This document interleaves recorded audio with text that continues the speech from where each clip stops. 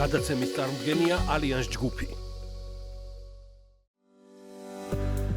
გადაცემის თანაავტორია პროსპექტი. უძრავი ქონების გაყიდვების კომპანია 2018 წლიდან.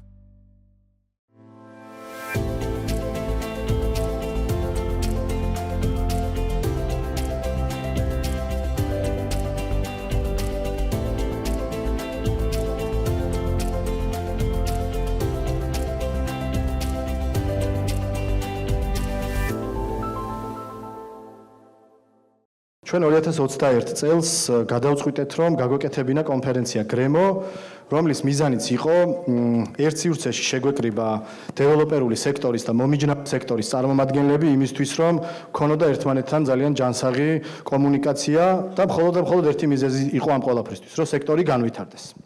პირველივე წამებიდან, რა თქმა უნდა, ჩვენს გვერდში როგორც ყოველთვის იყო გიორგი ისაკაძე და BMG და ყოველ GREMO-ზე მადლობას ვიხდი და სულ გადავიხდი, სანამ ესე იგი სცენაზე ვიქნები ხოლმე მე. შემდეგ გაჩნდა გადაცემა უძრავი ქონების პროსპექტი. ისევ დიდი მადლობა გიორგის ამ ყველაფრისთვის და მისი ესეთი ხედვებისთვის და არაჩვეულებრივი თათია ჩაფიჩაძე, ჩემი თანაწამყვანი, უბრალოდ მე ვარ თათიას თანაწამყვანი.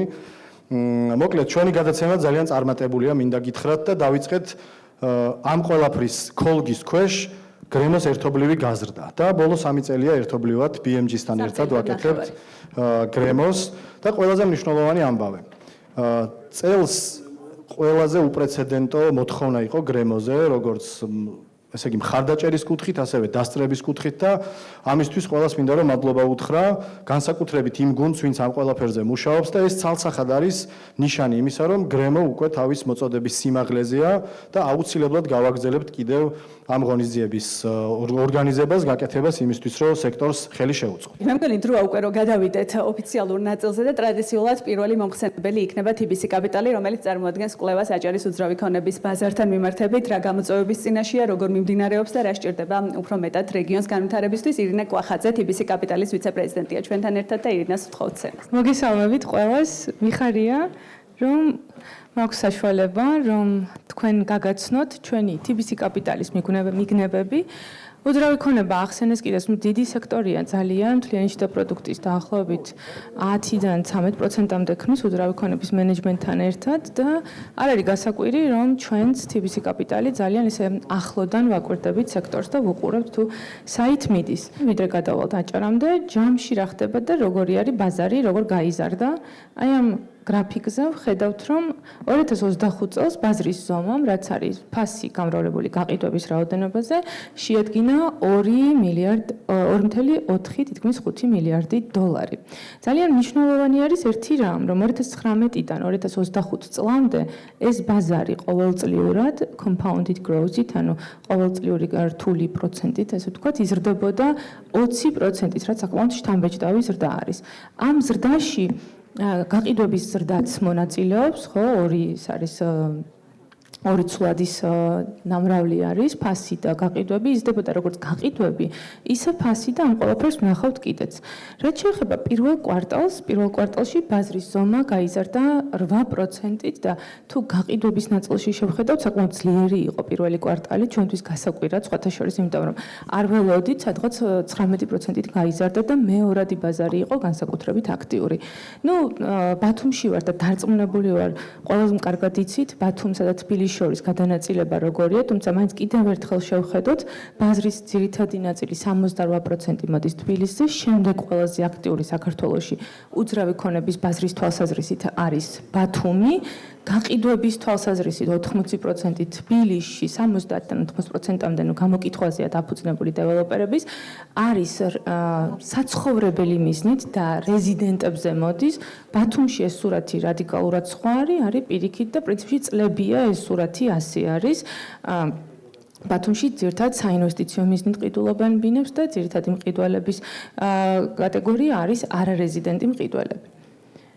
შემდეგზე რომ გადავიდეთ, არის აი გაყიდვები, საუბრობდი როგორ იზრდებოდა გაყიდვები და ხედავთ რომ 2022 წელს გაყოფილია ეს გრაფიკი თუ შეხედავთ ლურჯი ნაწილი სვეტის აღნიშნავს მეორად ბაზარს, ხოლო პირველად აღნიშნავს მწვანე. და ხედავთ როგორ იზრდება, 2022-ში ყველამ კარგად ვიცით რატომაც ძალიან გაიზარდა, 2024-ში და უკვე 23-ში, 24-ში, 25-ში დაახლოებით 6%-ის ფარგლებში არის და აი უკვე პირველ კვარტალში 2026 წლის ხედავთ რომ დაახლოებით 20%-ით გაიზარდა და ერთ-ერთი მიზეზი, რითაც ხსნით ამას, ანუ ორი თავარი დაკვირვება გვაქვს. პირველი დაკვირვება არის ის, რომ გარკვეული მოთხოვნა და ალბათ დამიდასტურებთ კიდეც დარბაზიდან და საინტერესოა თქვენი მიგნება, თუ გნებავთ აქვე მითხარით, როგორია. ერთ-ერთი არის, რომ ახლო აღმოსავლეთში მიმდინარე მოვლენებმა შექმნა გარკვეული მოთხოვნა უძრავ ქონებაზე.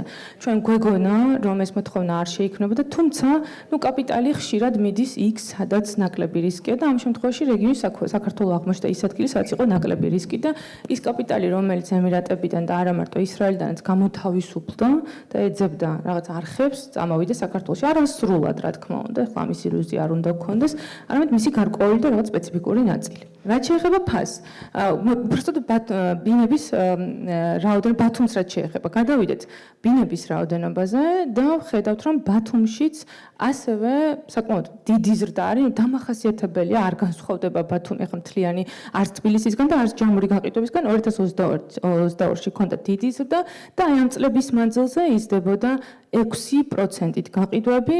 პირველ კვარტალშიც ასევე ბათუმშიც საკმაოდ ძლიერი იყოს და 15%-იანი ზრდა გვაქვს. ფასს რაც შეეხება. ფასი ბათუმში თუ შევხედავთ საშუალო ფასს პირველ კვარტალში არის $1033 და გაზრდილია 8%-ით.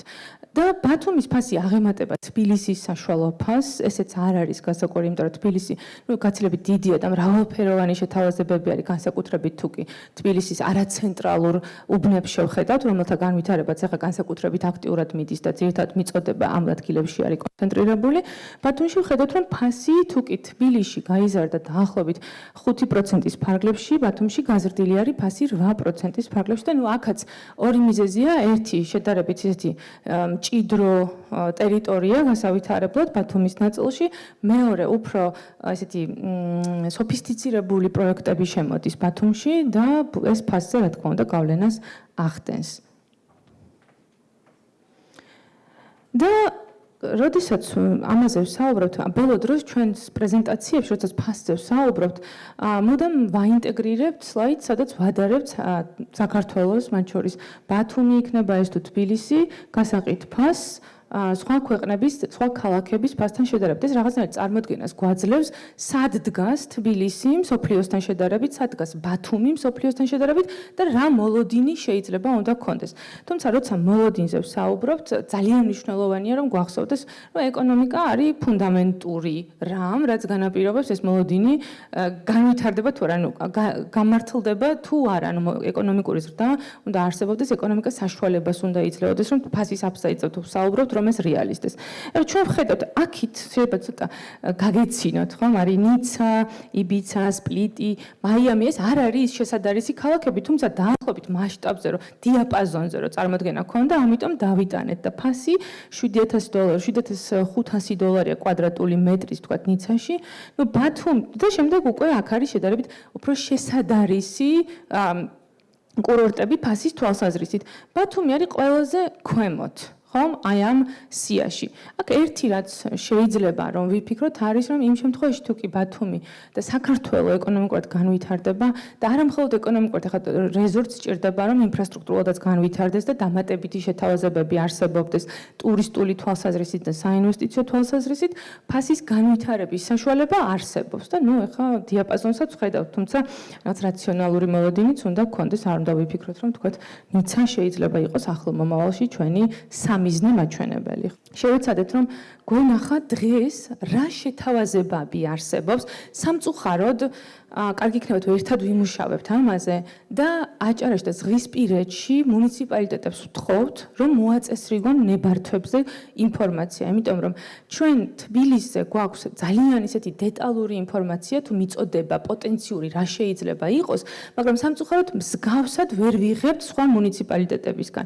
არდა ძალიან საჭირო არის, იმიტომ რომ წარმოადგენს გვიქმნის მომავალში სად რა პროექტი ხორციელდება, მაგრამ ვიღებთ რაღაც მარტო სახელი წერია, არ წერია ვთქვათ ფართობი და ვერ ვიყენებთ ვერაფერში სამწუხაროდ.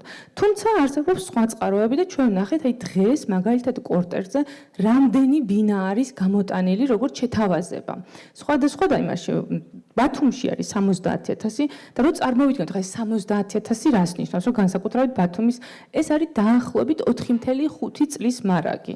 თუ კი გავყავთ გაყიდვების ტემპზე, ეს არის დაახლოებით 4.5 წლის მარაგი. ქობულეთში 10,000, გონიოში 3,000, ჩაქვში, ფოთში ყველაზე ცოტა არის, ну რაც იმას მიანიშნებს, რომ ფოთი არ არის განვითარებული და ჯერ იქ რაიმე განსაკუთრებული აქტიურობა არ შეინიშნება, თუმცა სანაპირო ზოლის ათვისებასთან ერთად უნდა ველოდოთ, რომ აი ეს რაოდენობები აქ ნელ-ნელა გაიზრდება იმდენად, რამდენადაც ამის შესაძლებლობას იძლევა თავად ინფრასტრუქტურა და იქ არსებული მიწა.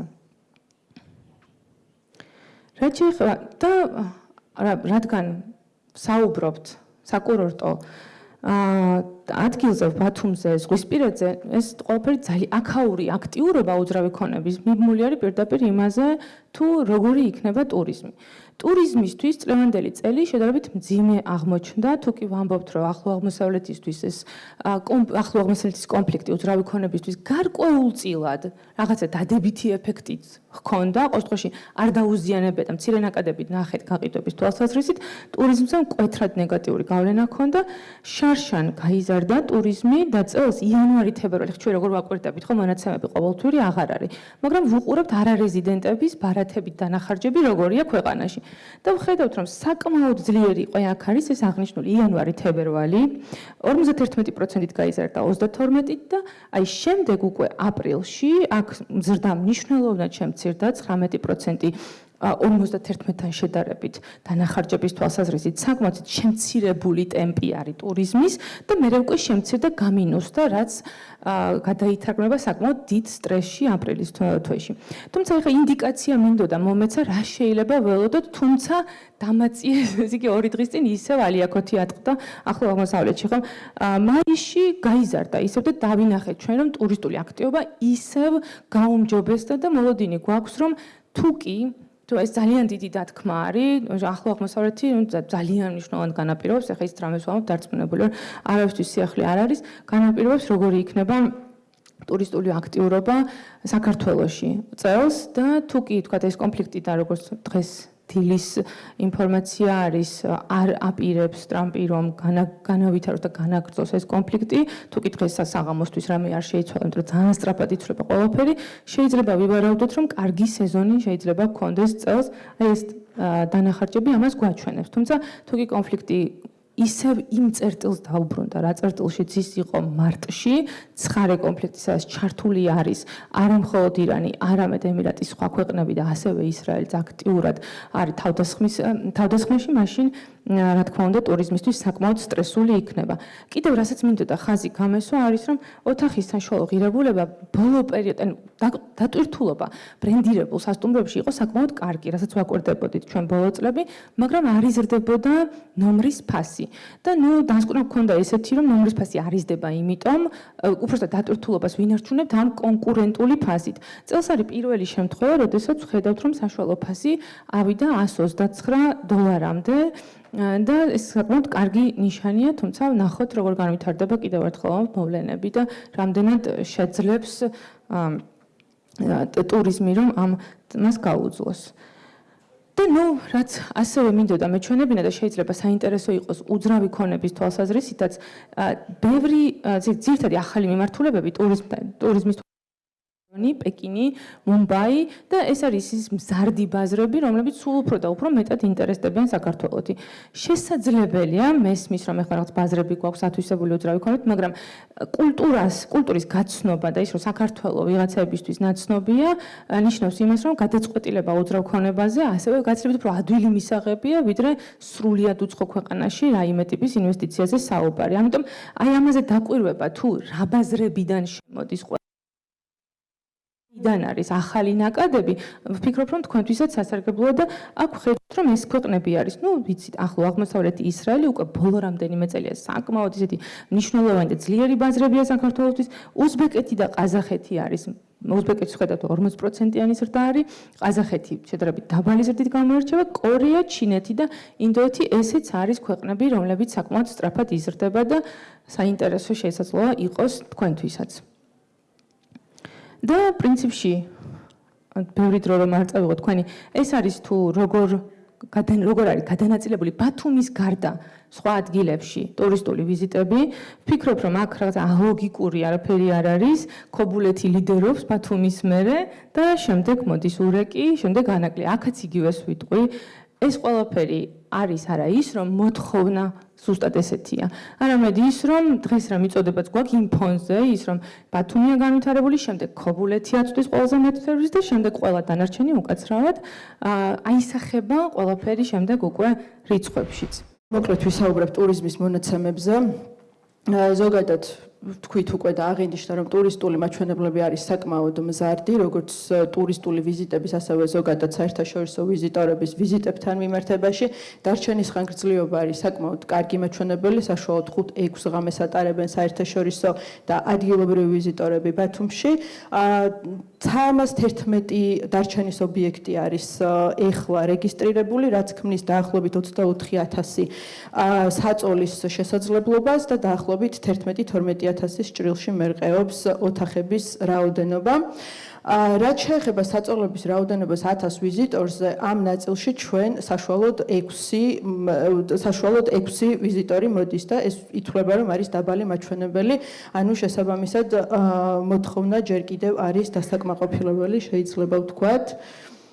რაც შეეხება ბრენდულ სასტუმროებს, ბოლო 10 წლების განმავლობაში საკმაოდ ინტენსიურად განვითარდა ბათუმში ბრენდული სასტუმროები და საშუალო მაჩვენებლებზე რომ ვისაუბროთ, დაკავებულობის და დღიური მაჩვენებლების ADR, რასაც ქვია, დაახლოებით დაკავებულობა მერყეობს 60-65%-ის ფარგლებში, ეს უკვე ითვლება სტაბილიზაცია მიღწეული სასტუმროების შემთხვევაში და ADR არის დაახლოებით $120-130 ფარგლებში, ეს არის წლიური საშუალო და ასევე რასაკვირველია დამოკიდებულია პატარ-პატარა ვარიაციები არის დამოკიდებულია სასტუმროს ლოკაციაზე და ძირითად შემთხვევაში ინფრასტრუქტურაზე თუ რის მიწოდებას ახერხებს კონკრეტული სასტუმრო. ახალ-ახალი ბრენდები გვემატება ყოველწლიურად, ძალიან კარგია და რაც შეეხება აპარტამენტების ნაწილს, აქაც აპარტამენტების შეიძლება ითქვას, რომ pipeline-ი, ანუ სამომავლო მიწოდება არის გაცილებით მასშტაბური, ვიდრე დღეს უკვე არსებული და ოპერირებაში ჩაშვებული პროექტები. ასევე სამომავლო მიწოდებასთან დაკავშირებით შეგვიძლია ვთქვათ, რომ დაახლოებით ნახევარი ამ დაანონსებული პროექტების დღეს არის აქტიურ სამშენებლო ფაზაში, რაც ასევე ძალიან კარგია ზოგადად სექტორის განვითარების თვალსაზრისით და რაც შეეხება საშუალო მონაცემებს ბრენდულ დარჩენის ობიექტებში, ანუ სერვის აპარტამენტებში, ეგრეთ წოდებულში, საშუალოდ ADR არის დაახლოებით $60-70 ფარგლებში, თუმცა გააჩნია ლოკაციას და ძალიან დიდი გავლენა აქვს ბათუმისთვის, თუ სად მდებარეობს კონკრეტული ობიექტი და რაც შეეხება დატვირთულობას, დატვირთულობა არის დაახლოებით 60-62%-ის ფარგლებში, რაც სერვის აპარტამენტების შემთხვევისთვის არის ძალიან კარგი მაჩვენებელი. თვითონ სტრატეგიულ პროექტებს რაც შეეხება, იმიტომ რომ ამას გაჩვენებთ ყველა კარგად ვიცით რა პროექტებია დაგეგმილი, უბრალოდ იმიტომ რომ ძალიან მნიშვნელოვანია სამომავლოდ საით წავა ჩვენი უძრავი ქონებაც და ტურიზმის აჭარისთვის და არა მხოლოდ აჭარისთვის, ქვეყნის ჭრილშიც რა ვისაუბროთ, შესაბამისად ის პროექტები რაც ძალიან ეკლდა ჩვენი ტურისტული პროდუქტის შემადგენლობას, ეს არის აილენდის პროექტი და გონიო მარინა, რომელიც Eagle Hills-ის პროექტია და ჯერჯერობით მშენებლობა არ დაწყებულა, თუმცა მოცემულობა იმისთვის, რომ გადავიდეთ შედარებით ხარისხობრივად ახალ ჭრილში და ბათუმი აღმოჩნდეს უფრო, ასე ვთქვათ, მიმზიდველი, მაღალმხარჯველი ტურისტებისთვის, ეს არის სწორედ იმ პროექტების ინფრასტრუქტურა, რაც ჩვენს შეთავაზებას აკლდა იგივე იახტ-კლუბიდან და სავაჭრო თუნდაც ცენტრების მოცემულობიდან გამომდინარე, რომ ვისაუბროთ. რაც შეეხება ახლა გაანალიზებულ ლოკაციებს, მოკლედ უმეტესობა მდებარეობს ჩვენს რეგიონში, როგორც ვისაუბრეთ, გაანალიზდა 5 კურორტი, ალბანეთი იყო, იგივე კვიპროსი იყო, ბულგარეთის მოცემულობა იყო, გვქონდა რუმინეთი, მონტენეგრო და თურქეთი. ამ კურორტებთან მიმართებაში ხედავთ თქვენ დაბლა არის საბაზრო ღირებულება კვადრატულ მეტრზე დღევანდელი არსებული ლისტინგების საფუძველზე. მოხდა ანალიზი და შევისწავლეთ მაგალითად რა ღირს კონკრეტულ ლოკაციებზე 1 კვადრატული უძრავი ქონება. ასევე ვიზიტორების რაოდენობა არის მოცემული და უკუგების მაჩვენებლები რა არის უკვე საოპერაციო ნაწილში. როგორც ხედავთ ბათუმისთვის, უკაცრავად. ბათუმისთვის ეს მოცემულობა არის იმაზე მაღალი, ვიდრე მაგალითად რამდენიმე შესაძლებელ მაგალითში. ძირითად შემთხვევებში 5-6% ჭრილში მერყეობს ამ საერთაშორისო კურორტებზე უკუგების მაჩვენებლები, მაშინ როცა ბათუმისთვის დაახლოებით 7-8%-ის მოცემულობა, თუმცა როგორც თქვით, გააჩნია პროექტს და გააჩნია პროექტის ასევე მახასიათებლებს.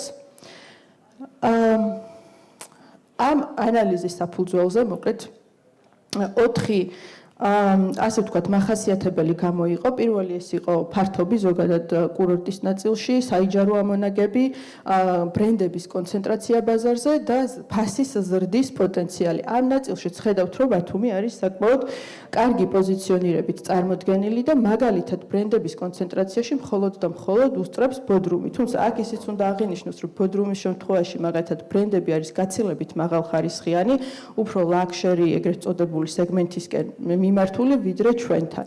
ეს ნაწილი არის ჯერ კიდევ ღია და საინვესტიციო თვალსაზრისით საკმაოდ დიდი მიმზიდველობა შეიძლება იყოს ინვესტორებისთვის, თუმცა აქ მხოლოდ კერძო სექტორის ჩართულობა რასაკვირველია არ არის საკმარის და საჭიროა რომ სახელმწიფოს მხრიდანაც იყოს გარკვეული ტიპის თანამონაწილეობები. რაც შეეხება საიჯარო ამონაგებებს, აქ ხედავთ, რომ მხოლოდ და მხოლოდ ალბანეთის ერთ-ერთი საზღვაო კურორტი, ასე ვთქვათ, ჯობნის ბათუმს.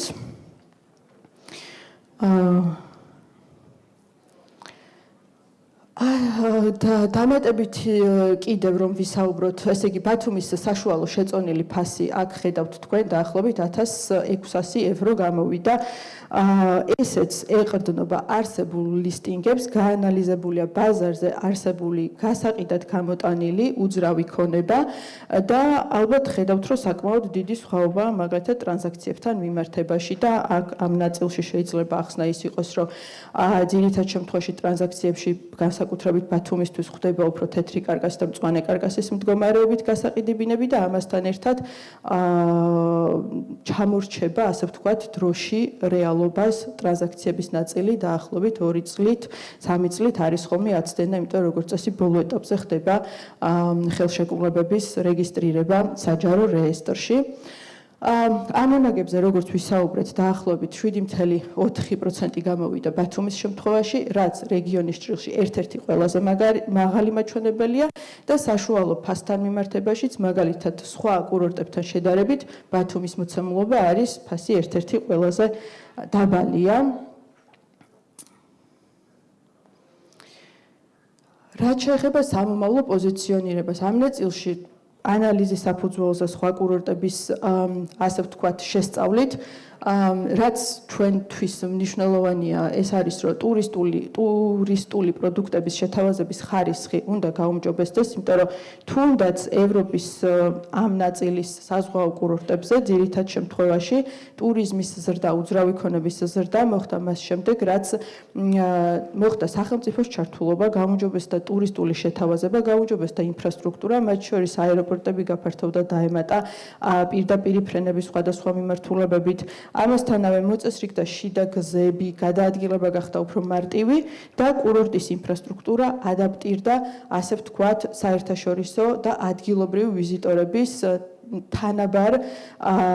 თანაბრად სასიამოვნო გარემოზე. ანუ ერთიან ჭრილში მოხდა ამ კონკრეტული ქალაქების განვითარება და რაც ყველაზე მთავარია, უმეტეს შემთხვევებში როგორც წესი ჯერ ხდებოდა მასტერპლანების შექმნა, ანუ ეგრეთ წოდებული გენერალური განვითარების გეგმები იქმნებოდა, რასაც შემდეგ უკვე მოყვებოდა სტრუქტურული და სტრატეგიული განვითარების ნაბიჯები სახელმწიფოს და კერძო სექტორის მხრიდანაც. ასევე მნიშვნელოვანია ვთქვათ, რომ სახელმწიფოს ჩართულობები ხშირ შემთხვევაში ითვალისწინებდა და ვიცი რომ ბათუმისთვის ეს საკითხი ხშირად დგას ხოლმე დღის წესრიგში, ვიზები, ეგრეთ წოდებული golden visas, რასაც ეძახიან და საინვესტიციო ვიზები, რომლებიც ჩვენ შემთხვევაში რეალურად არსებობს ბინადრობის ნებართვის თვალსაზრისით, თუმცა მეტნაკლებად არასტრუქტურირებული სახე აქვს და ამ პროდუქტმა საკმაოდ კარგად დაბუსტა უმეტეს შესადა ლოკაციაზე უძრავი ქონების გაყიდვების და ტურიზმის ზრდაც. ყველა კვლევა, ყველა დასკვნებით, ყველა იმითი არანორმალური მიწოდება რო არის. ბაზარზე. ამაში თან ხდება ყველა. მაღალია მიწოდება. არ თანხდებით მაგაში. აბა რაში თან ხდებით? ჩვენ საუბრობთ რომ 4-5 წლის ფონდი ბათუმის მაგალითზე 5 წლის ნორმალია. ფონდი არის ისა და ეს ნორმაა? ნორმალურია კი. ესე იგი, რატო არის ნორმა, როცა საუბრობთ რომ 4-5 წლის ფონდი არის დაგროვებული? კი, ჩვენ რის მიხედვით შეგვიძლია ვისაუბროთ ნორმაზე და არა ნორმაზე. კი. გაყიდვების ტემპი როგორი არის და თუ შევხედავთ, თქვათ, per capita ახალი ბინა, ახალი მიწოდება როგორია. ბათუმის რიცხვები ზუსტად ამას 4-5 წელი რომ ნორმალურია, მსოფლიოს მაგალითისთვის, ეგ ნამდვილად ვიცი. გასაყიდა თუ არის გამოტანილი 4-5 წლის სამყოფი ფონდი, ეს არ არის წითელი ხაზები ან ეს არ არის წითელი ხაზები. არა, ნამდვილად არ არის. ჩვენ ამას უყურებთ როგორც, თქვათ, ზოგადად ბაზრის ნაწილზე, ასევე უყურებთ პორტფელურადაც და პორტფელურადაც, ანუ მნიშვნელოვანია გაწყობის კოეფიციენტი, ეგრეთ წოდებული, როგორი არის და 4-5 წელი ნორმალური არის საკმაოდ. ეხლა რაც შეეხება, ეს არის არსებული, ანუ ძველი მიწოდებიდან დარჩენილი და ახალი ბინები. ახალი ბინები. ეხლა ცოტა დავამატებ ერთ პატარა რაღაცას. ძალიან საყურადღებო იყო 2022 წლის მერე მიწოდების დიდი ზრდა და ნუ ჩვენ ძალიან გაფაციცებულები ვიყავით და მაშინ იყო რისკის დონე საკმაოდ მაღალი. თუმცა გაყიდვები ძალიან დაეწია მერე და არაერთხელ აი ჩემი კოლეგას დარბაზშია დამემოწმება რომ ჩვენც კი გვაოცებდა ის რომ გაყიდვები ამ მიწოდებას ითვისებდა საკმაოდ კარგად. Per capita რო შევხედოთ ჩვენთან ბინად წარმოქმნა ეგრეთ წოდებული არის 4-5 ბინა 1000 ადამიანზე. წლიურად. რაც ჯდება როგორც ევროპის, ისე ამერიკის მაჩვენებელში, ევროპის შედარებით ზედა ნაწილზე ამერიკის საშუალო. ნუ ვთქვათ, ავსტრალია, რომელიც კიდევ უფრო ცხელი მარკეტია, XL-ს 6 არის. ამიტომ თუ ამ პარამეტრებით შევხედავთ, არ არის. თუმცა აქვე ვიტყვი, რომ გააჩნია სცენარს, ხო? ძალიან გააჩნია სცენარს. დღეს საბაზისო სცენარში ჩვენ არ ვხედავთ რისკს, თუმცა კიდევ ერთხელ ვიტყვი, თუ კი მიგრანტები გავიდნენ, ეს გარკვეულ დაწოლას შეიძლება დროებიც მოუწევს ბაზარს 2-3 წლის მანძილზე გადაეწყოს ახალ რეალობაზე, ეს რა თქმა უნდა იქნება. მეორე, როცა საუბრობთ კურორტებზე, კურორტები გარეშოკების მიმართ და საკურორტო ადგილები გაცილებით უფრო მოწყვლადია ვიდრე თბილისი, ხო? იმიტომ რომ თბილისში პორტფელი, ეგრეთ წოდებული, მყიდველების არის უფრო მრავალფეროვანი. ირინა, არათუ მიგრანტების იმაზე, გულისხმობ სამიგრაციო პოლიტიკაზე, მე მგონია რომ საერთოდ მან ჯერ კიდე ჩამოყალიბების პროცესში ვართ, რა გვინდა, იმიტომ რომ რაღაცა ემოციურად მოქმედებთ. მარტო გვაჩვენებენ, რამდენი გაუშვეს ქვეყნიდან და თან ვინ გაუშვეს ის ვერ გასვა. სხვა კითხვა მაქვს. არსებულიდან გამომდინარე, იგივე ნინოს პრეზენტაციიდან, ამ შემთხვევაში კუშმას გულისხმობ. რა ტემპი უნდა იყოს, თუნდაც იგივე ტურიზმის, თუნდაც შენარჩუნებული, რომ ამ ყველაფერმა არ გადალახოს წითელი ხაზები. 10-15% ზრდა არის ის საკმარისი ტემპი, რასაც უნდა ველოდოთ. სცენარები მესმის და სცენარებზე მე გადავალ. კი. ტურიზმის ნაწილში ჩვენ რასაც ვუყურებთ, რო ავიღოთ არაუძრავი ქონებს არამედ ტურისტული accommodation-ების ეწოდებული ღამის გასათევი ადგილების დატვირთულობა, რომელიც დღეს არის 45%, არაბრენდულ არამედ ყველგან, ყველაფერი რო ავიღოთ რა. ბრენდულში გაცილებით მაღალია, 56% არის საშუალო, 45%-ია ეს რომ შენარჩუნდეს. ამისთვის ვიზიტორები საშუალოდ 5%-ით უნდა გაიზარდოს წელში, რაც ნორმალურია. ძალიან ნორმალურია, თუმცა კიდევ ერთხელ ვიტყვი, ახლა ამ ყველაფერს თან უნდა მიყვეს სხვა სცენარი და საერთო სურათი. არა მარტო სცენარი, უნდა მიყვეს პირდაპირ რეისები, კარგი ინფრასტრუქტურა და ასე შემდეგ. გაზრდილი აეროპორტების და ისინიც რაც თქვენგან იყო. თემო რას დავამატებდი? აეროპორტები მტკივნეული თემაა, ნამდვილად მინდა ვთქვა. მოდი ამ უკანასკნელზე გავაკეთებ აქცენტს. მე ჩემს წინა გამოსვლაშიც, ერთი წლის წინ რო ქონდა აქ კრემოს ღონისძიება, მაშინაც ვისაუბრე ამ საკითხზე და ეს შეიძლება ითქვას, რომ საკმაოდ მტკივნეული თემაა. მოდი წარმოვიდგინოთ ელემენტარული მაგალითი ყველასთვის გასაგებ ენაზე რო ვთქვათ. დაახლოებით ბათუმში ყოველწლიურად ჩამოდის უხეშად რო ავიღოთ 2 მილიონი ვიზიტორი. წარმოვიდგინოთ, რომ ბათუმს აქვს აეროპორტი, რომელიც ასევე low cost ფრენებსაც იღებს. მესმის რომ ქუთაისში არის, თუმცა შეიძლება ითქვას, წარმოვიდგინოთ, რომ ბათუმიც იღებს. ხო, ქუთაისიდან ჩამოსული ტურისტი რიგ შემთხვევაში, ხო, ბათუმში შეიძლება არ წამოვიდეს, თბილისში წავიდეს და ასე შემდეგ. ან შეიძლება გადაიფიქროს ბათუმში წამოსვლა, იმიტომ რომ არ იყო ფრენები მაგალითად, ხო? ბათუმში დღესდღეობით არის საშუალო და მაღალი ღირებულების ფრენები. თქვა წარმოვიდგინოთ, რომ low cost-ი საკმაოდ მსხვილად არის წარმოდგენილი ბათუმში და რეალურად ჩვენი კურორტი დღეს არ არის ლაქშერი კურორტი ბათუმი. დღეს ჩვენ პრემიუმ სეგმენტში, საშუალო და საშუალოზე მაღალ სეგმენტში კარგად ვართ წარმოდგენილები.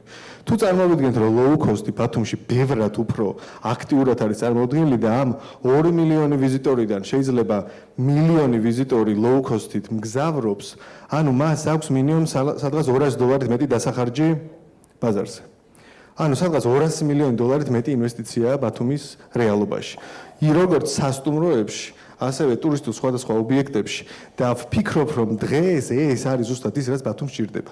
ეს გაზრდის ტურისტების რაოდენობასაც, გაზრდის მათ მხარჯველუნარიანობასაც და მეორე მხრივ რო წარმოვიდგინოთ, დღეს ჩვენ ვეჯიბრებით მეორე და მესამე ზოლის, ასე ვთქვათ, არაპრემიალურ სეგმენტის წარმომადგენლებს შეიძლება ითქვას, რომლებიც აი როგორც ვახსენეთ, $60-70 არის საშუალოდ არაბრენდული რეზიდენცია აპარტამენტების ღირებულება, ხო?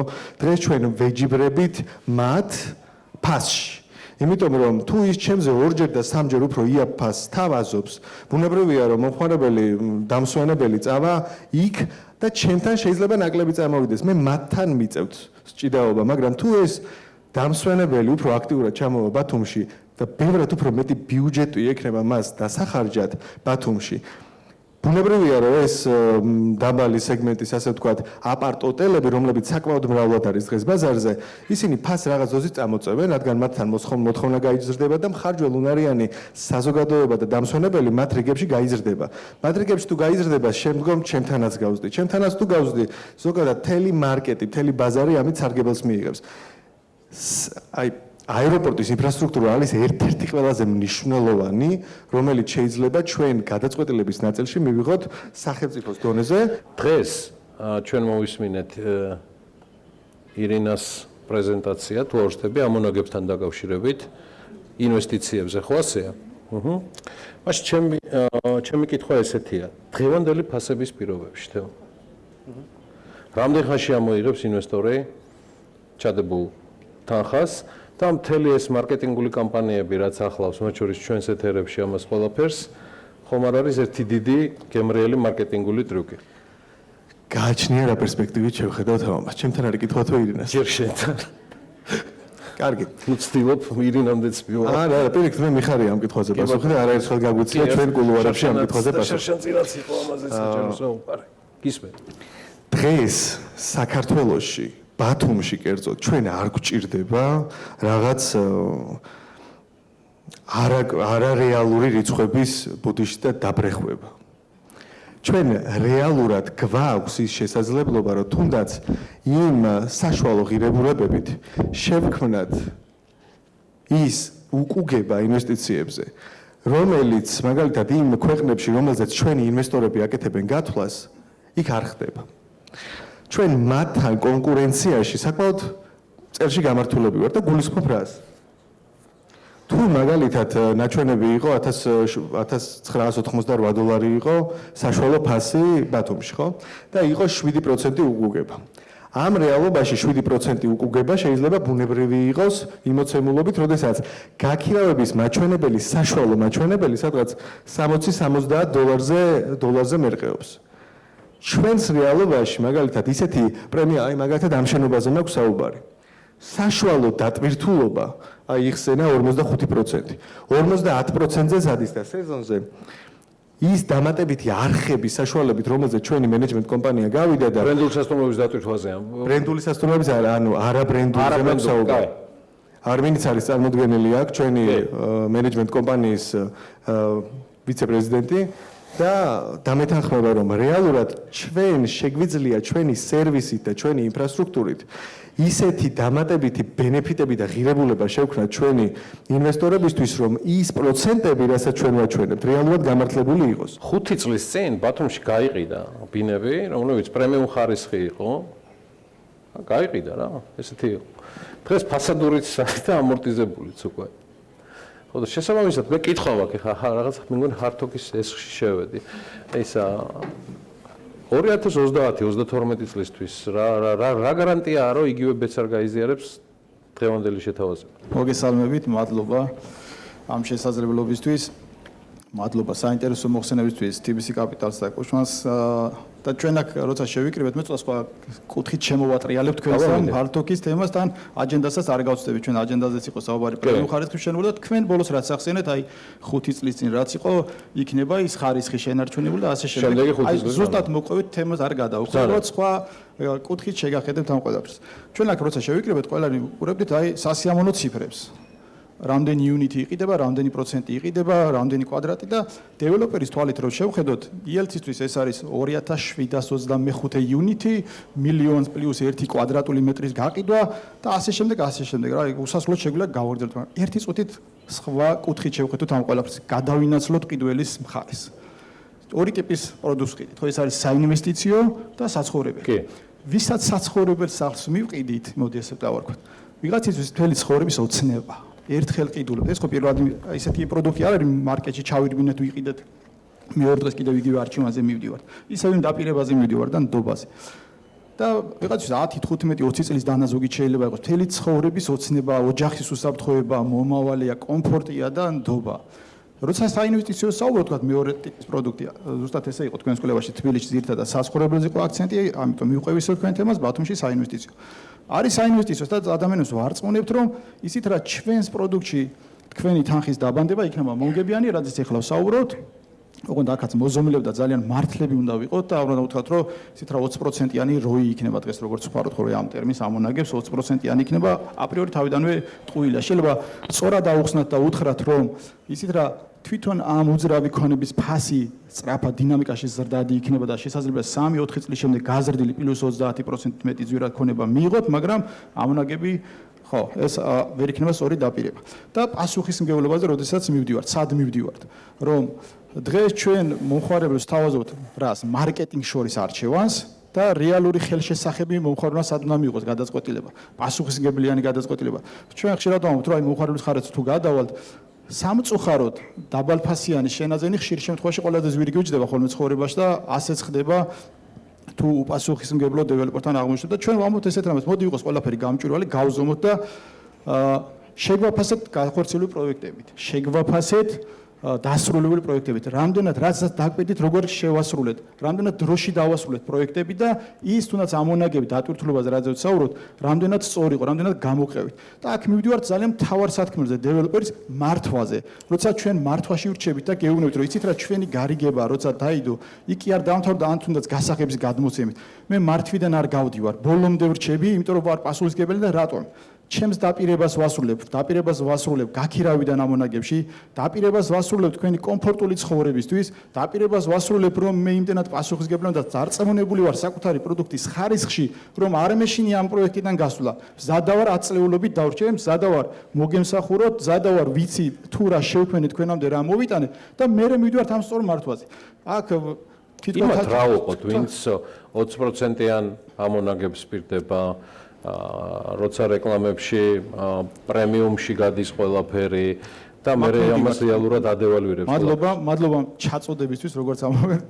ძალიან სწორი და დროული შეშტა, ზუსტად აქ მივდივარ, რომ მარკეტინგში კი არ გავაკეთებთ არჩევა, ჩემი ნება რომ იყოს ერთი გადაწყვეტილის უფლება არ მქონდეს, როგორც სასტუმროებს აქვს ვარსკვლავები, ისე გავაკეთებთ დეველოპერებს და ავარჩევინებდი. აი, მე ცოდინობდა 5 ვარსკვლავიან ვარ სასტუმროში, როცა მივდივარ. დეველოპერებს მანიჯერად ვარსკვლავები. აი, წინასწარ ეცოდინოთ, იმიტომ რომ ის დაპირების შესრულებაში ვინ რამდენად სანდოა. მოდი ნდობა გავუკეთოთ, თორე აი, Google ასოციაციას აკეთებს რაღაცას ახალს და ვარსკვლავებს თუ არა რაღაც ყანწებს მაინც მოიფიქრებს ანა. თორე იელთი რომ კარგი ბეტონით ვაშენდებთ, იელთი რომ მაგარი არმატორით ვაშენდებთ, ლამაზი ფასადები გვაქვს, იქ ხო ვიცით, მაგრამ ეს არ არის საკმარისი. მთავარია ის, რასაც დაკვირდებით, იმაში ბოლომდე გამოკვეთ. ჩვენ ბოლომდე დავჭერთ თქვენთან ერთად მართვაში, ბოლომდე ჩვენს დაპირების შესრულებაში, აი ბოლომდე ჩავიდეთ და ამით შეგვაფასეთ, ამით განვსაჯეთ და არა იმას, ვის მაგარი ბილბორდი აქვს, ვის მაგარი რაღაც სარეკლამო განაცხადები აქვს. კიდევ ერთხელ ეს არის გზელვადიანი პროდუქტი და სამწუხაროდ არ არის სუპერმარკეტში შეძენილი პროდუქციის მსგავსად. მეორე დღესვე რომ ფიდბექი დაწერო და თქვათ, რომ იცით რამე იმედ გაცურებული ვარ.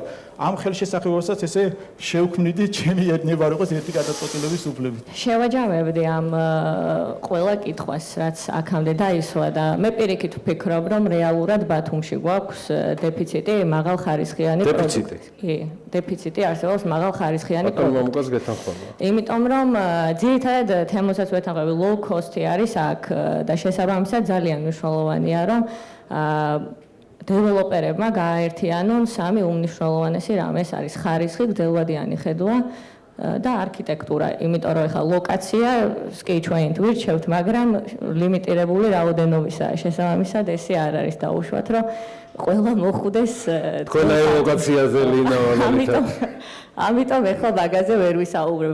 მან ისეთი არის, უკვე მოგებული ბრძოლა არის და მაგაზე ყურადღებას აღარ გავამახვილებ, მაგრამ რაც შეეხება დანარჩენს ნამდვილად ვფიქრობ, რომ ბათუმში არსებობს რაღაცნაირად ორი პოლუსი. ერთი პოლუსი არის, რომელიც იძახის 20%, 19% უკუგებაზე იძახის. კი, უკუგებაზე და ხარისხზე მათ შორის და ანუ აი ამ ყველაფერს ფუთავენ სხვანაირად. მეორე პოლუსი არის, რომელიც უფრო პატიოსნად იქცევა, აწვდის კიდეც თავის შეპირებულ ხარისხს, ალბათ, ასე მჯერა და შესაბამის ციფრებსაც პირდება. ამ მომენტში ვფიქრობ, რომ არ არის საჭირო ნამდვილად ბათუმისთვის 20%-ის ყოველ რაღაც ბანერზე ფრიალი. რეალურად მე ვფიქრობ, რომ ისეთი პროექტები, რომელიც ნამდვილად აერთიანებს იმ ინფრასტრუქტურას უკვე რაც მომხმარებელს სჭირდება, დაახლოებით 7-10 წლამდე payback პერიოდი ექნება ამას. რამდენი ლინა? 7-დან 10-მდე გააჩნია. აქაც ნაღდად გააჩნია ლოკაციასაც მართლა, იმიტომ რომ ეხლა მაგალითად გარკვეულ შემთხვევებში არის ძალიან მარტივი. იმ კუთხით, რომ როდესაც ადამიანი სერჩავს რაღაც ქალაქს, მიდის იმ ყველაზე ძველ ნაწილში ან ახალ ცენტრში, რაღაც ახალ ლოკაციამდე მიდის. შესაბამისად ეს კიდევ უფრო უმარტივებს ხოლმე დეველოპერს თავის დანაპირების შესრულებას, მაგრამ მარტო ლოკაცია არ არის ყველაფერი. აქ იელთის წარმომადგენელსაც ვეთანხმები, მნიშვნელოვანი არის ზრუნვა გრძელვადიანი და კი უნდა შეფასდეს ყველაფერი ისტორიით, ხო? ეხლა ჩვენ შემთხვევაში ჩვენ 21 წელია ბაზარზე ვართ, ბრენდები შემოგვიყვანია, თან რა ვიცი, არაერთი კულტურული ის აღიარება მოგვიპოვებია, მაგალითად ბათუმის რედისონი ერთ-ერთ ჰარი პოტერის გამომცემლობის ყდაზეც არის ინსპირაცია აღებული და აი ისეთ რაღაცებს და ტელეგრაფის ბოლო წარმატება მაგაზე აღარ საუბრო. აღსანიშნავად წარგს, იმიტომ აი ვარსკვლავებზეც რო ისაუბრეთ, მიშელინ კი აიღო ტელეგრაფმა 2, წინანდალმა 1. მაგალითად, ესეც არის ვარსკვლავი ჩვენთვის. და ეს გადმოგვაქვს ახლა უკვე ისეთ პროექტებში, რომელიც არის საინვესტიციო. სხვა მიფითხარით. აბა. აი სილქის გუნდი, რომელიც ამდენი ხანია არის ბაზარზე წარმოდგენილი. საბოლოო ჯამში გადავიდა სრულად და ბოლომდე იმ ეგრეთ წოდებულ მართლა ჭეშმარიტ ელიტურ და პრემიუმ სეგმენტზე. კითხვა მაქვს. აი ეს საშუალო დონის გადამხდელი, რაც ნინოს და ირინას პრეზენტაციებში იყო წარმოდგენილი შედარებითი ანალიზის სახით, ან თუნდაც ელიტური ტურისტების ჩამოსაყვანად, თქვენ რას აკეთებთ? მომხმარებელი არის უკვე ძალიან გონიერი და შესაბამისად ძალიან სწორ კითხვებსაც სვავს და სწორად აფასებს. ჩვენ ვქნით შესაბამის პროდუქტს. შესაბამისი პროდუქტი იწყება კონცეფციით და არქიტექტურით. იმიტომ რომ სწორი არქიტექტორი ნიშნავს საერთაშორისო სტანდარტს და არ გპატიობს არც ერთ შეცდომას. მაგალითად ის რომ რა ვიცი, აი შევთავაზოთ არქიტექტორს, რომ აი ფასადი იქნებ გავაიაფოთ, ну აი არასდროს აქ თანხდება კომპრომისზე. პირველი ნაწილი არის ეს კონცეფციის და დიზაინის ფაზა, რასაც ნამდვილად Silk Road ჯგუფი აკმაყოფილებს თავის ყველა პროექტში. მეორე უკვე არის ზუსტად რა დიზაინის და პროექტიც აქვს, იმის მიხედვით აშენება. ყველა ჩვენი 10 დასრულებული პროექტი ამის ნათელი მაგალითია. ლინა, მოგიბრუნდები. ერთის ბატონო მამუკას უნდა დამატება. სწორი შენიშვნა და გაგრძელება საერთოდ ექნებოდა ჩვენს პრაქტიკაში ხშირად გქონია, როდესაც მომხმარებელი მოდის და ვიწყებთ ახსნას, მათ შორის ციფრებზე, კალკულაცია პატიოსნად გათვლილი და ასევე შენებლობის ხარისხი. ყოფილა შემთხვევა, როდესაც მომხმარებელი თავიდან არის არაინფორმირებული, მაგრამ ზუსტად ჩვენგან გასულსაც სხვა ჭყალებში კონკურენტთან მიდის, იწყებს იმ კითხვების გაჟღერებას და დასმას, რაც ჩვენთან მოისმინა პასუხების სახით. ძალიან ბევრია პრაქტიკაში, როცა უკან ვიბრუნდება, იმიტომ რომ იმ კითხვებზე ის დადებით პასუხები ვერ მიყვება. ამიტომ აღვნიშნეთ ჩემს შესავალში. დაბალი ფასი ხშირად ძალიან ძვირი ჯდება გრძელვადიან პერსპექტივაში.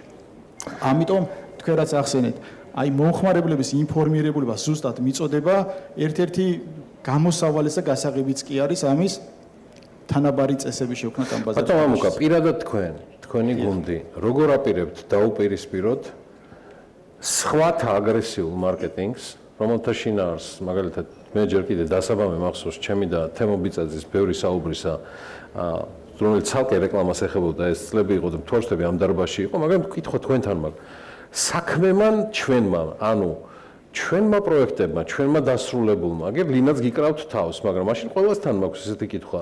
როგორ აპირებთ ამას აჯობოთ იმითი, რასაც თქვენი დასრულებული თუნდაც 1, 2 ან 3 პროექტი კი ბატონო ქვია, მაგრამ იქით მიდის გაუთავებელი 20%-იანი ამონაგები და ბოდიშის მოხდით ვიტყვი, ხა ბოფილის ჯერ ვერ ქირაობენ არქიტექტორად 20%-იანი ამონაგების იმედად ბატონო მამუკა, მაგრამ ნელ-ნელა უახლოვდებიან. საკმაოდ კარგი დონის ესპანური. მივდივართ ხო მაგამდე? ხო და ამას რას უპირისპირებთ? ჩვენი ერთგვარი ერთ-ერთი მიგნება იყო საერთაშორისო ბრენდებთან თანამშრომლობა, ჩვენ წინა გრემოდაც აღვნიშნეთ და ზუსტად ამას ვეუბნებთ. იცით რა, რაღაც ერთი კორპუსის აშენებით კი არ ხავთ, მე საერთაშორისო გამოცდილების ბრენდები რო შემოყვავს, ეს მიმაგრებს მე ზურგს, იმიტომ რომ ის ბრენდები ისე შემთხვევით არ ირჩევენ პარტნიორებს ქვეყანაში. ნახეთ რა ვამბობ, ის რომ მე რაღაც 20%-იანი როი დაგპირდით, ამის მიღმა ELT გეუბნება თქვენ შემდეგ რამს, რომ მე ზურგს მიმაგრებს არა მხოლოდ საერთაშორისო ბრენდი, არამედ საერთაშორისო მართველი კომპანია, რომელიც იმ ტყუილში როგორც მინიმუმ ვერ და არ შემოაბრძვის თავის რეპუტაციაზე ზრუნავს კიდევ ერთხელ ვთქვით და ჩვენი თავარი მიგნება არის ის უკვე გაკეთებული საქმე, ციფრები, რასაც ვაწვდით, ბოლოს უკმაყოფილება ხო გაზომვადია, შეიძლება მარკეტინგი ესე პირდაპირ შედეგში გაზომვადია არ იყოს, მაგრამ დასრულებული პროექტი ხო გაზომვადია, მოხმარებლის უკმაყოფილება ხო გაზომვადია. აი ვამბობთ რომ ჩვენ ამით გავიზომებით და ზუსტად ეს არის ჩვენი გადარჩენის და წარმატების გასაღები. გისმენთ, რაღაც თქვა გინდოდა ძვირფასო. არა, მომეწონა ის რომ აღნიშნეთ მართველი კომპანია რა, იმიტომ რომ დანაპირები ერთ-ერთი ნაღდად არის მართველი კომპანია. მართველი კი, მაგრამ ბრენდის უკან არ გინახავთ რომ იყოს არა რეალისტური აი ზუსტად მან მოვიდივარ, ბრენდი შეიძლება იყოს და თან საერთაშორისო წამოვიდა ლინა, რა ვიცი, მოგელაპარაკეთ თქვენთან ერთად პარტნიორობით წინ მაგ არ ვიცი რა. მოდელიანი და იმის უკან რა ხდება? აი ერთ-ერთი რასაც საუბრობდით დაპირებას, რასაც Silk Road-ი აკეთებს, ეს არის Silk Hospitality. და ჩვენ კი ყავს რადისონი მაგალითად და ტელეგრაფის წევრი არის The Leading Hotels of the World, მაგრამ hospitality არის ყველაფრის მართველი. შესაბამისად ჩვენი ერთ-ერთი დაპირება არის ის, რომ ჩვენ 10 წელი ვრჩებით. და კი ჩვენ ვართ ჩემი აზრით უკვე ერთ-ერთი საერთაშორისო მართველი კომპანია, მათ შორის რომელმაც მაგალითად აეხლა შანხაიში უზრუნველყო 700 ადამიანიანი кейთერინგი. და ეგ არის ძალიან მნიშვნელოვანი მიღწევა. არ არის მხოლოდ ბრენდი მოაქვთ და კი მე მართავენ ისე, რომ აზრი არ აქვს რა, მხოლოდ ბრენდზე ვერ იქნები დამოკიდებული და შესაბამისად აქ არის სწორი მართველი კომპანიის შერჩევა. უბრალოდ მიხვდით ხოლმე რა ვიგულისხმები იმ ბრენდის უკან. გეთანხმებით. ხშირად იგივე მეს რაც ხდება ხოლმე. ირინა და მე თემა. აუცილებლად მინდა რომ ცოტა მაკრო დონეზეც უპასუხო ამ შეკითხვას რა, იმიტომ რომ ძალიან მწვავე საკითხია. ეხლა საუბრობთ, ეს ყველაფერი არის მიკრო გადაწყვეტა, ხო? ყველა კომპანია და ძალიან სტანდარტული ბიზნეს кейსია, რომ რეპუტაციის მიხედვით ადამიანები ირჩევენ, ჯერ ყალიბდება, რაღაცა გარკვეულ ნდობას იყალიბებენ კომპანიის მიმართ და მე აკეთებენ არჩევანს. მაგრამ უძრავი ქონება ცოტა სხვანაირი არის, თავისი არც ეს არ არის, რომ წავედი ნამცხარი ვიყიდე ან კაფეში შევირბინე ან ასე შემდეგ. ეს არის ინვესტიცია. აქ რამდენიმე სისტემური მიდგომებიც არის ძალიან მნიშვნელოვანი, ხო? არის ერთი, როდესაც პრობლემაზე ვსაუბრობთ, რა ხელში შემრჩა არა ის, რაც მინდოდა, მანდ არის ერთი, რომ თქვათ, ასეთი აღქმული ხარისხი და რეალური სამშენებლო საინჟინრო ხარისხი, ხო? საინჟინრო ხარისხის სისწორედ გინდება რაღაც ზედამხედველობის სამსახურის სწორი რეგულაციით, სწორი მონიტორინგით, კეთილსინდისიერით, ანუ ძალიან მნიშვნელოვანი პოლიტიკის ნაწილი, ხო? სახელმწიფო პოლიტიკა, რა შვება და როგორ აკეთებს. ახლა მეორე ინვესტიციაზე რომ ვსაუბრობთ, აქაც საქართველოში არა, მაგრამ საქართველოს გარეთ, სხვადასხვა ქვეყანაში სხვადასხვანაირად, ახლა მე ძალიან ღრმად ვერ ვერკვევი, მაგრამ ესეც გარკვეულ სკრუტინას იმაშვება, რა ქვია, ექვემდებარება და იქ განაცხადი, რომ 200% მექნება, როცა ეს საინვესტიციო პროდუქტია, არასერიოზულია და უნდა დადასტურებადი უნდა იყოს, რა და ჩემი აზრით, აი თქვენ თითოეული კეთილსინდისიერი და ხარისხზე, ოღონდ ეს ხარისხი არ არის, რომ low cost-იც ხარისხი შეიძლება არსებობდეს და უნდა არსებობდეს, იმიტომ რომ ჩვენ ერთი სეგმენტი არ გვყავს, ხო, სხვადასხვა სეგმენტი, ყველა სეგმენტში უნდა არსებობდეს ის ხარისხი, რა ხარისხიც იმ სეგმენტს შეეფერება. და მე ვფიქრობ, რომ დარგის წარმომადგენლებმაც უნდა იზრუნონ იმაზე, რომ ესეთი ჩარჩოები გაჩნდეს და შეიქმნას. გაჩნდეს და შეიქმნას. ეს მნიშვნელოვანია. მადლობა.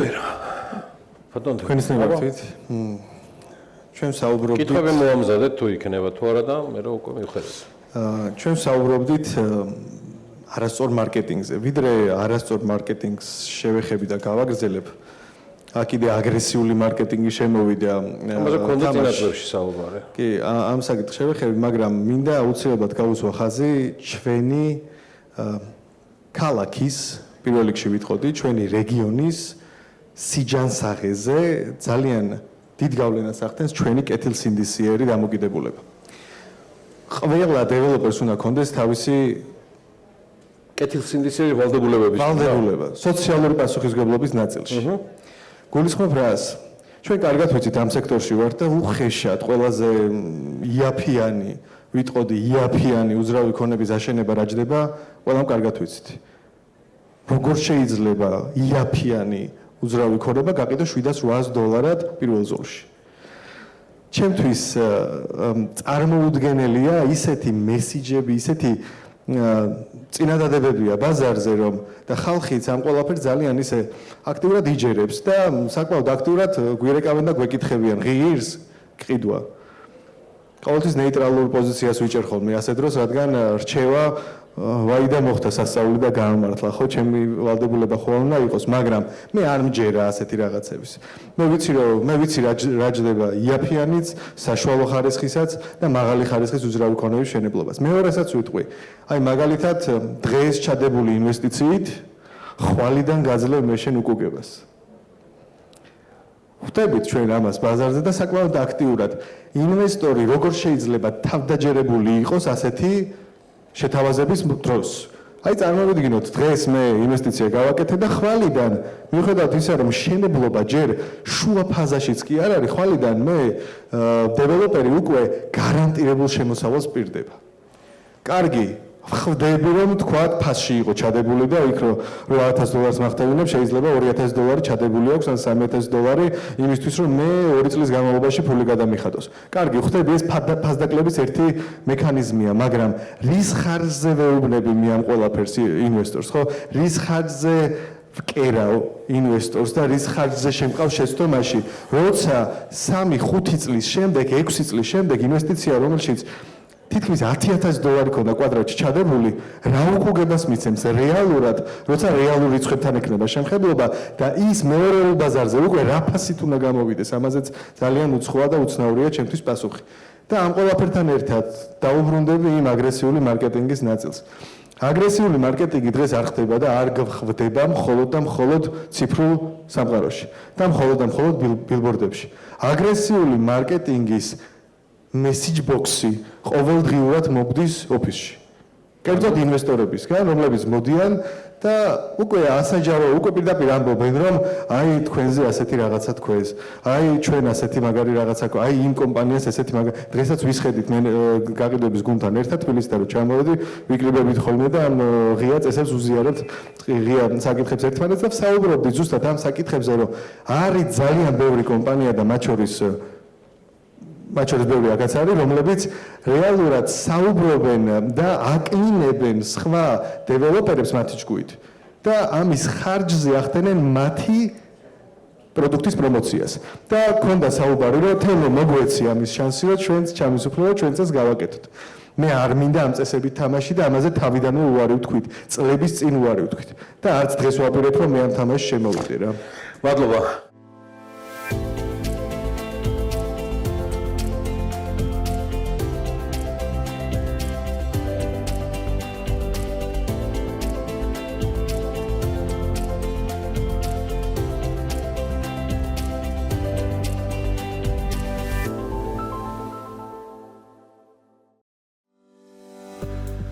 გადაცემის თანაავტორია პროსპექტი. უძრავი ქონების გაყიდვების კომპანია 2018 წლიდან. გადაცემის წარმოდგენია ალიანს ჯგუფი.